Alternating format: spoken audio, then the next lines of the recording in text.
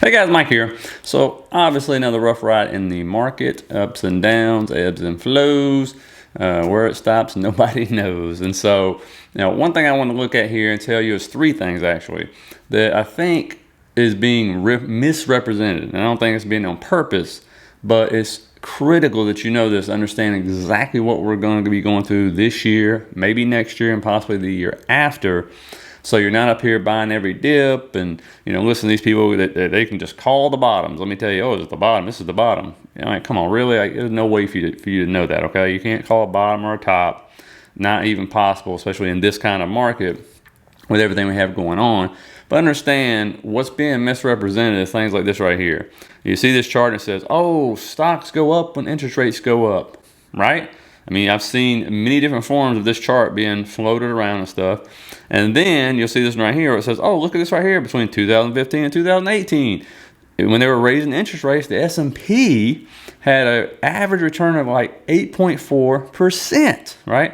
Sounds fantastic. And then we hear, yeah, well, the Fed has raised interest rates, and when they start raising them, that's going to curve inflation, right? And I'm going to show you exactly why that is not true.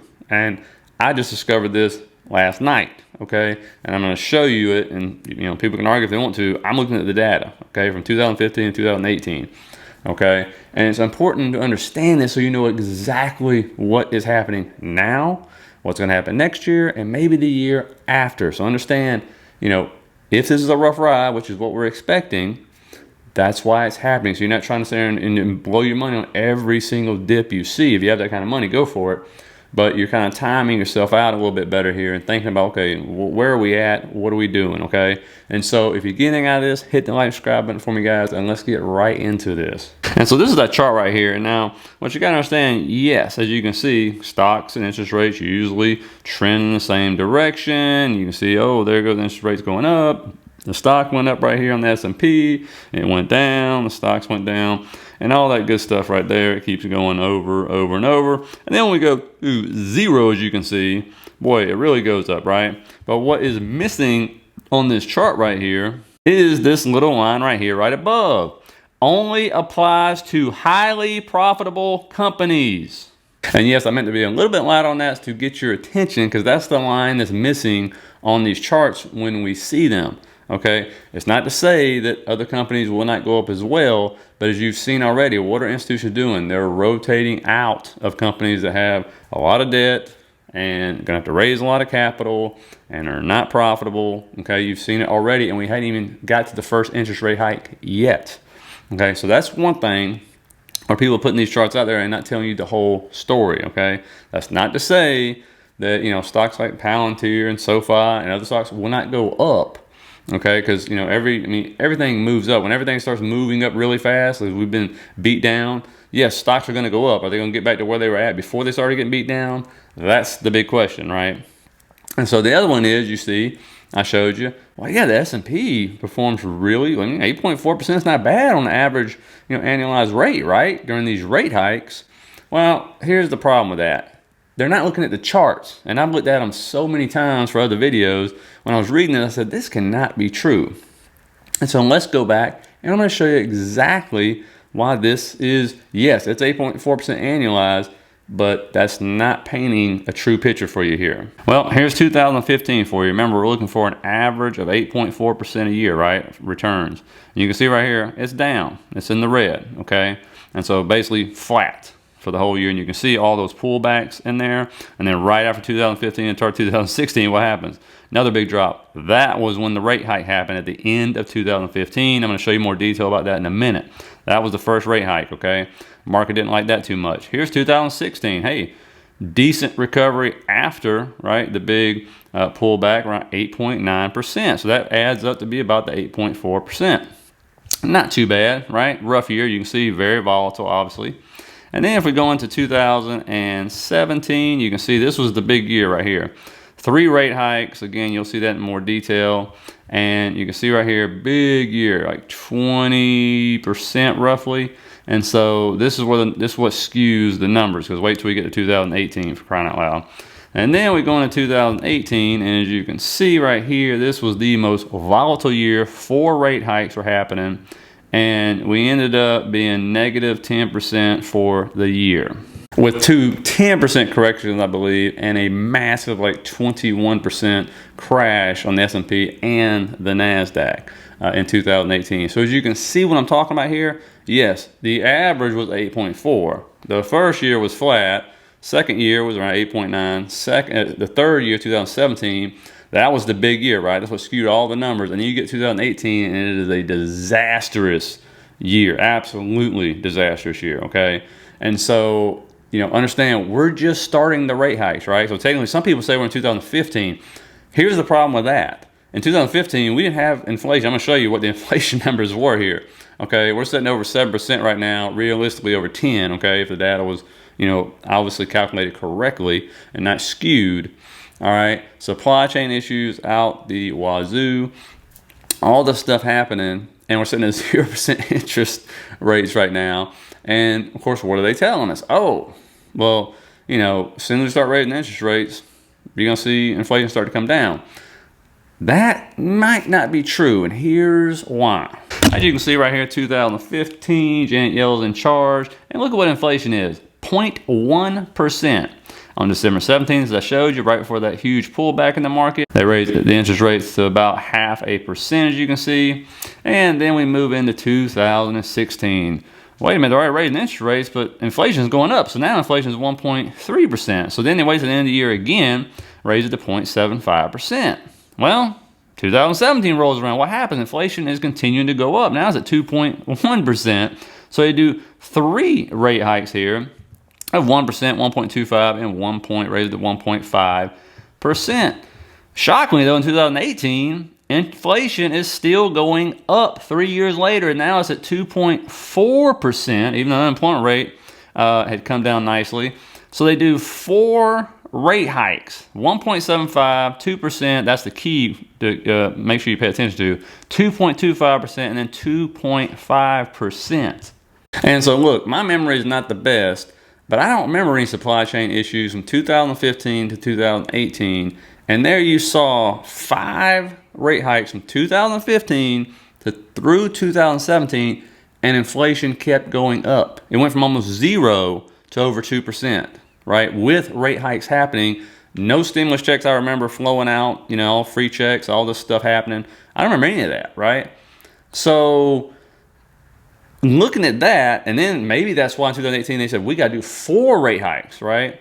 And the key to look at is, look what happens. I showed you in that chart when they get to 2%. When they got to 2%, the stock market just plummeted, right? Over 20% on the S&P and NASDAQ, okay?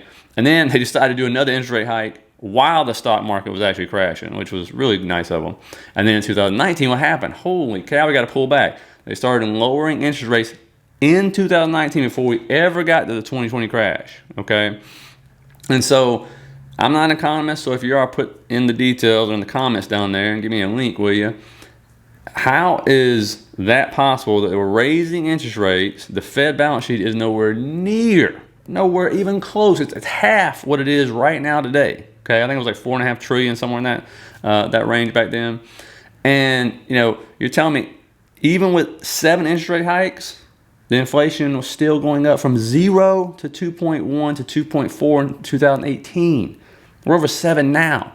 Now, of course, when supply chain issues hopefully succumb and decrease and we get that under control, of course the numbers should start to come down. But how long are the interest rate hikes going to take? And if they're planning on delaying like some people think they are, tomorrow when Fed Chairman Powell speaks, I can't even imagine. And this is what I was talking about earlier, and I'd heard economists say this. When they start to raise interest rates, it doesn't just come down like that. It takes time. And if it gets out of control, way out of control, and it takes even longer to try to rein it in.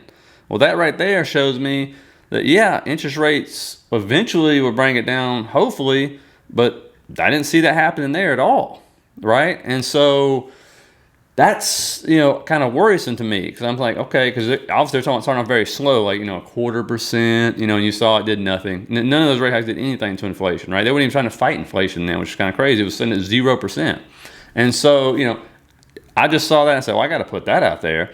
And so the other big question is, well, how does this affect small caps, right? A lot of people own small caps. A lot of people are calling for small caps to, you know, have a big year and stuff. So let's see what interest rate hikes did to small caps. And looking at the Russell, remember they didn't do the interest rate hike till December 2015, and you ended up having from 2015 here around -5% for the year for small caps.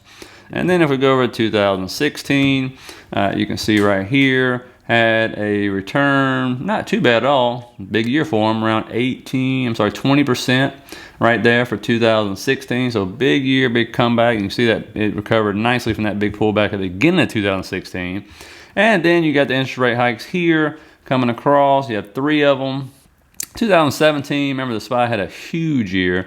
Russell, you know, not too bad at all, around 12% for the year. Then looking at 2018, we had the 4 rate hikes. You were looking at a negative return of around 13% for the Russell that year. And I find interesting is what happened after that. This may look very familiar. When we rolled into 2019, we started lowering interest rates.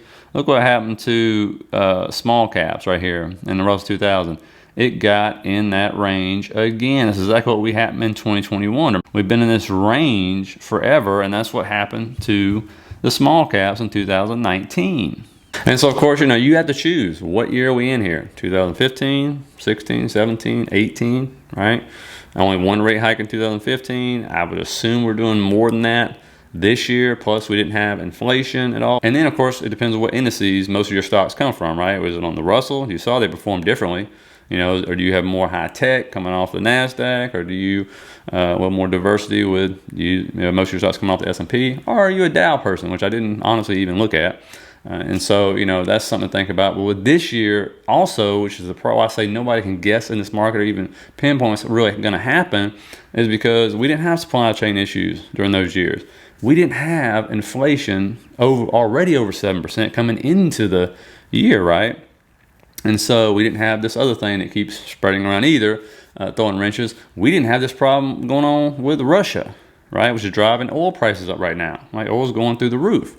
And so until that gets resolved, energy is going to keep going up most likely, right? And then when it gets resolved, you'll see a massive probably turn down in energy. So you got all of these things.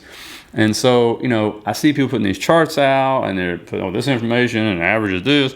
But then when you look at it, it's just not true. It's just not a true picture. So I at least wanted to show you the information on the real charts so you can see and say, oh, okay, I was expecting 8.4% maybe this year. Then you look at that and you go, nope, that was negative 2015. That was really negative 2018. So 2 of the 4 years were negative and extremely volatile. You had 1 really good year, which brought all the averages up, right? Then they're saying, oh, yeah, when we raise interest rates, that's going to be the curve inflation. Then you look at all those interest rate hikes, and inflation went up, you know? And so, of course, inflation is going to come down, which I think will probably start driving the market up. You know, when we get the supply chain issues under control, it should come down, you know, pretty steadily at that point in time. But if we go below 4.5, I'll be stunned this year. Absolutely shocked, really.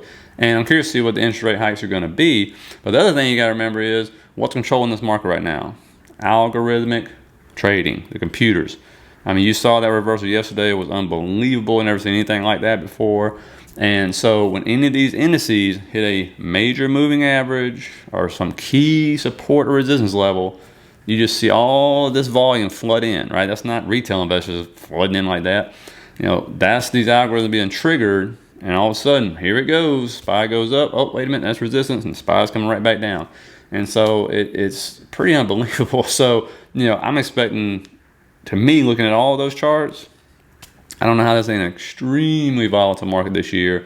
And we're going to have those pops and all that stuff. And then when this thing does turn, like when we finally do get a true bottom, if we finally get to one, you know, and all those algorithmic trading computers kick in, it's going to be a violent move up, big move up. You know, you saw that in those charts right there. I showed you each year when they had the big pullbacks. Last 2017, there was no pullbacks. 2015, 2016, especially 2018.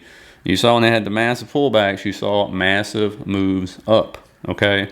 And so, but, you know, to me, it's important to have the data, because that way you're literally, if it's in a market like we're going in right now, if this is what we're in, you know, trying to throw money at every single dip, you're going to run out of money fast. And this might be one of those markets where you don't get left behind. You have plenty of opportunities to get in. you know, at very good buying prices. And so, you know, just want to put that out there to you. Let me know what you think in the comments down there, guys. Really appreciate you watching this stuff. Please share the video, hit the like and subscribe button, guys, and I will see you later.